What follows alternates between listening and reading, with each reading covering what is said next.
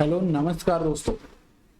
हम मनोविज्ञान की कक्षाएं देख रहे थे जिसके अंतर्गत हमारी फर्स्ट क्लास हो चुकी है भाई। उसके अंतर्गत हमने मनोविज्ञान का विकास क्रम यानी कि उसकी उत्पत्ति किस प्रकार से होती है, किस प्रकार मनोविज्ञान के अलग अलग अर्थ निकल करके आए हैं, उस पूरी चीज को हमने फर्स्ट क्लास में डिस्कस कर लिया था। ये जो क्लासेज है मनोविज्ञान से संबंधित, ये सभी आपके टीचर्स के जितने भी टीचर्स के एग्जाम है, जिसमें सीटेट है, रीट है, RPC first grade, RPC second grade, इन सभी एग्जाम के पॉइंट ऑफ से बहुत ज्यादा महत्वपूर्ण है। और मैंने पूरे के पूरे जो मैटर तैयार किया वो नोट्स पैटर्न में तैयार किया है ताकि आपको समझने में किसी प्रकार की डिफिकल्टी का सामना न करना पड़े, किसी प्रकार की कोई समस्या न रहे। तो शुरू करते हैं। देखिए, यहाँ तक हमने कल बात कर ली थी, ये पूरा का पूरा मैटर हमने डिस्कस कर लिया था। अब आगे हम मनोविज्ञान की संप्रदाय देख लेते हैं। एक बार मनोविज्ञान की कौन कौन सी संप्रदाय निकल करके आए, क्योंकि यहाँ से आपके ऊपर से उठाकर के क्वेश्चन पूछता है तो किस संप्रदाय से कौन संबंधित है और क्या इसमें बताया गया, वो चीजें हम देखने वाले। सबसे पहला जो संप्रदाय आता है वो है संरचनावाद। संरचनावाद की जब हम बात करते हैं तो इनके प्रतिपादक हैं, देखिए, विलियम वुल्ट और टिचनर। विलियम वुल्ट के ही शिष्य थे टिचनर, ये थोड़ा सा याद रख लेना। तो संरचनावाद के प्रतिपादक कौन हो जाएंगी? विलियम वुल्ट और टिचनर हो जाएंगे। और इनकी जो प्रमुख विधि थी, ये भी याद रख लेना, अंतर्निरीक्षण विधि इनकी प्रमुख विधि थी। और मनोविज्ञान की विषय वस्तु को इन्होंने चेतना का विज्ञान कहा था, ये हम पीछे पढ़ चुके हैं। विलियम वुल्ट और टिचनर चेतना के विज्ञान से ही संबंधित हैं। इन्होंने इसके 3 तत्व बताए थे, संरचनावाद के 3 तत्व बताए थे, एक तो संवेदना, एक भाव और एक प्रतीक यानी कि प्रतिबिंब। ये 3 तत्व संरचनावाद के बताए थे विलियम वुल्ट एंड टिचनर ने। दोनों चीजों को आप याद रखना, ठीक है। आगे हम बात करते हैं प्रकार्यवाद। प्रकार्यवाद या इसे कार्यवाद भी कहा जाता है। चेतना की उपयोगिता के अध्ययन पर बल दिया था इन्होंने, चेतना की उपयोगिता पे के अध्ययन पे बल दिया था। प्रतिपादक कौन थे भाई? इनके प्रतिपादक थे विलियम जेम्स। देखिए, विलियम जेम्स और विलियम वुल्ट दोनों एक साथ ही काम करते थे, इन्होंने साथ में मिलकर के चेतना का विज्ञान दिया था।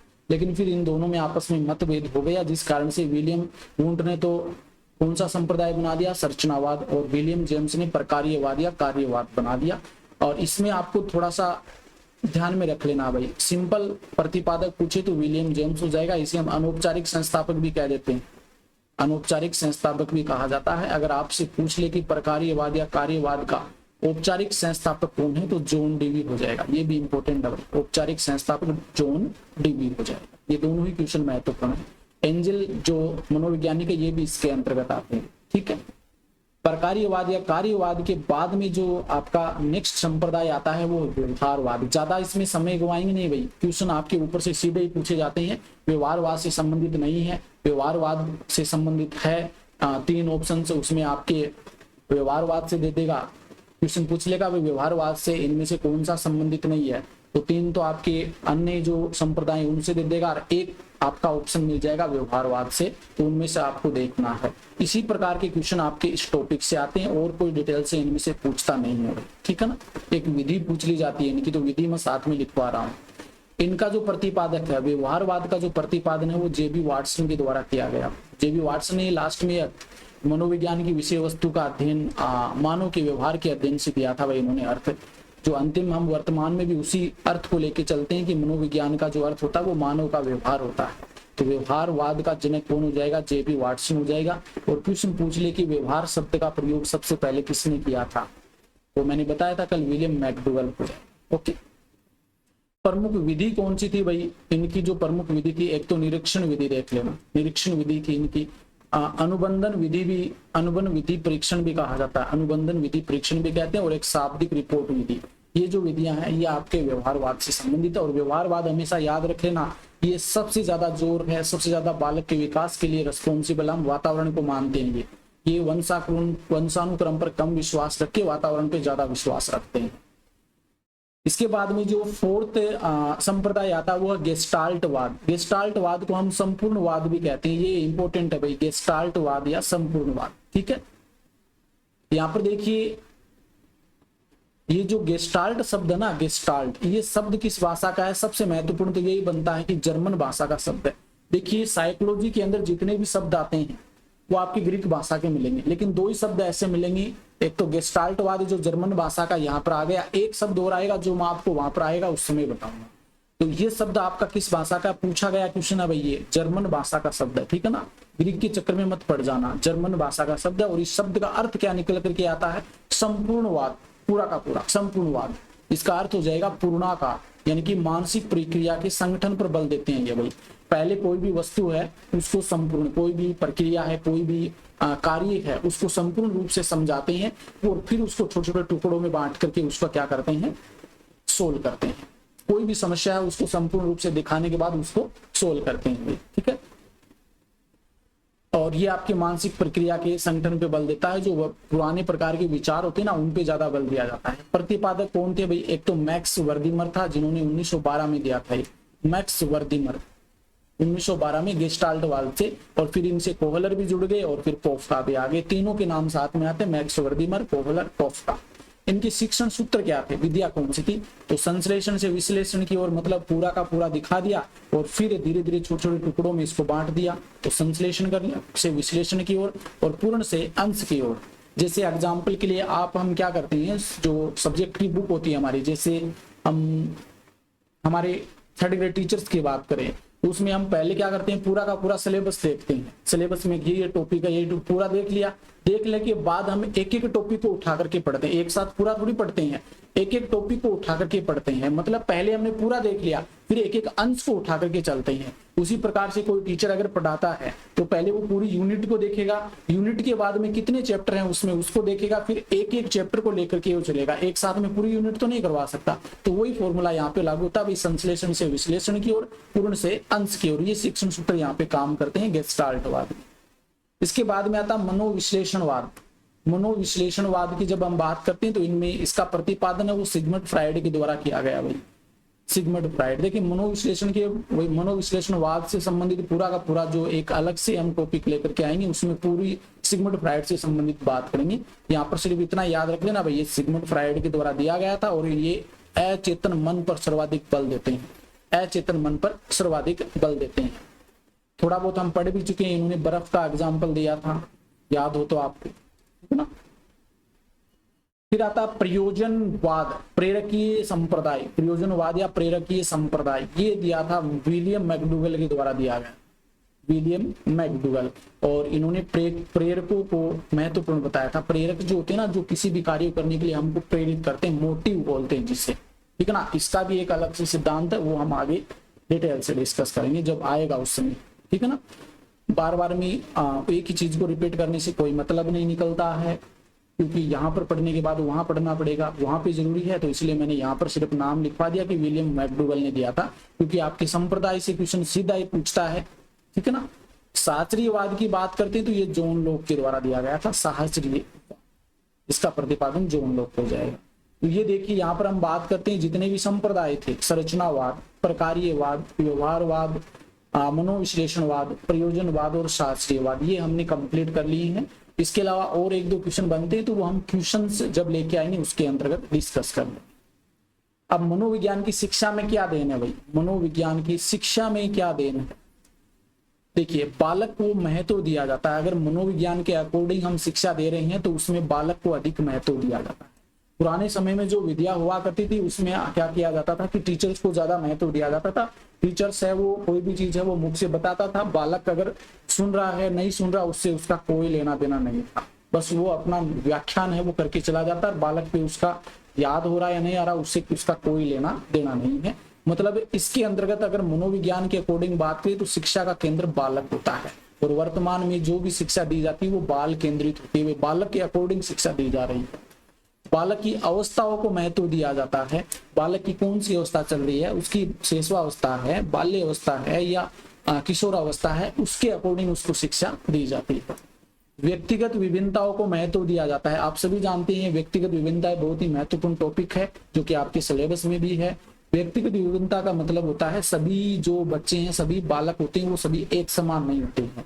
कुछ बालक ऐसे होते हैं वो मंदबुद्धि होते हैं, कुछ ऐसे होते हैं वो कमजोर कह सकते हैं या फिर कह सकते हैं ज्यादा प्रखर होते हैं, बहुत ज्यादा इंटेलिजेंट होते हैं। तो ऐसे बालक जो क्या करते हैं 10 मिनट में कोई टॉपिक तैयार कर लेते हैं, और ऐसे बालक वो टॉपिक 10 घंटे में भी उनको तैयार नहीं हो पाता है।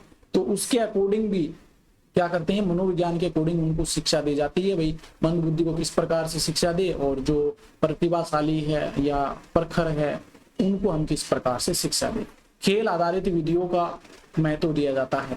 वर्तमान में जितने भी बालक के लिए शिक्षा है तो उसमें अलग अलग विधियों से उनको पढ़ाया जाता है कि ये विधि अच्छी है तो उनको इस विधि से पढ़ाते हैं और इससे वो सीख सकता है। अब छोटे बच्चों में आप देख सकते हैं कि छोटे बच्चों में वर्तमान में आप ये सभी को पता है कि बैग फ्री स्कूलें कर दी है, बैग ले जाने की आवश्यकता नहीं है छोटे बच्चों को स्कूल में, क्योंकि वहां पर खेल खेल में उनको शिक्षा दी जाती है, खेल खेल में सभी चीजें सिखाई जाती है। आत्मा अनुशासन तथा पाठ्य सहगामी गतिविधियों को महत्व दिया जाता है। मतलब अनुशासन, खुद को अपना अनुशासन बनाए रखना, और साथ में जो पाठ्य सहगामी, पाठ्य पढ़ना तो है ही, उसके साथ में कौन कौन सी गतिविधि है, खेलना कूदना, सिंगिंग करना, डांसिंग करना, ये सभी विधियां भी उसके साथ में महत्व दिया जाता है गतिविधि को। बालक के व्यवहार को ज्ञान प्रदान किया जाता है, बालक के व्यवहार का ज्ञान मनोविज्ञान के अकॉर्डिंग प्रदान किया जाता है। तो ये मनोविज्ञान की शिक्षा में देन। नेक्स्ट देखिए कुछ टर्म्स आती है जो मैंने पिछली क्लास में बताई थी, यहाँ पर थोड़ा सा और देख लेते हैं। मनोविज्ञान, देखिए विधायक की बात करते हैं तो विधायक एक मनोविज्ञान का ही एक शब्द है भाई, जो कभी समाप्त नहीं होता है और इनमें कारणों पर बल दिया जाता है। विधायक का मतलब वो कभी भी समाप्त नहीं होता, एक जैसा पैटर्न है उसी के अकॉर्डिंग चलता है, यही मनोविज्ञान की विशेषता है भाई। अनुप्रयुक्त, किसी के अनुसार काम करना आना, किसी के अनुसार काम आना, तो भावी जीवन में उपयोगी होता है। अनुप्रयुक्त का मतलब कोई भी काम हो रहा है उसी के अकॉर्डिंग हम भी वो काम करें, तो ये भी आपका क्या है, मनोविज्ञान है। इनमें से देखिए ऐसा क्वेश्चन बनेगा, निम्न में से मनोविज्ञान नहीं है, ऐसे 3 शब्द दे देगा, 3 शब्द ऐसे दे देगा जो मनोविज्ञान है और 1 शब्द ऐसा दे देगा जो मनोविज्ञान में नहीं।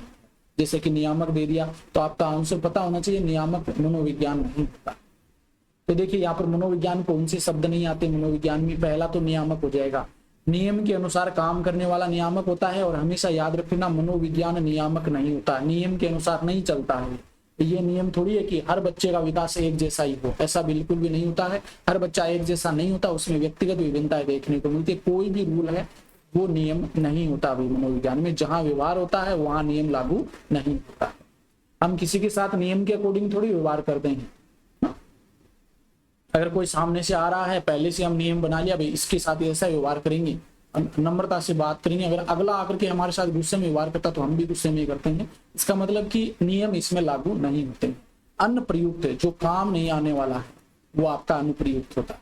आदर्शात्मक, आदर्शात्मक का मतलब होता है नियमों पर चलने वाला। वही बात होगी ऊपर वाले नियम के आधार पर कार्य करना, तो नियमों का मनोविज्ञान में कोई भी काम नहीं होता। ये तीनों शब्द आपके मनोविज्ञान के नहीं है। यहाँ से क्वेश्चन बना, देखिए आगे देखिए, मनोविज्ञान में भविष्यवाणी संभव है। मनोविज्ञान में हम भविष्यवाणी कह सकते हैं, पूर्व में जो मनोविज्ञान के विकास हुए ना उसके अकॉर्डिंग हम भविष्यवाणी कर सकते हैं।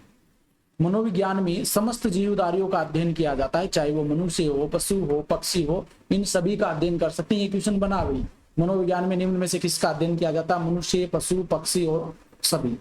आप अगर मनुष्य के बारे में पढ़ रहे हैं तो मनुष्य करके आ जाएंगे, लेकिन सभी का अध्ययन कर सकते हैं इसके, ठीक है। तो यहाँ पर हम नेक्स्ट बात करते हैं। देखिए ये तो आपके हो गए कुछ इंपॉर्टेंट पॉइंट्स। नेक्स्ट मनोविज्ञान की शाखाएं देख लेते हैं, ये भी एक महत्वपूर्ण टॉपिक है। मनोविज्ञान की शाखाएं यहाँ पर बात कर लेते हैं,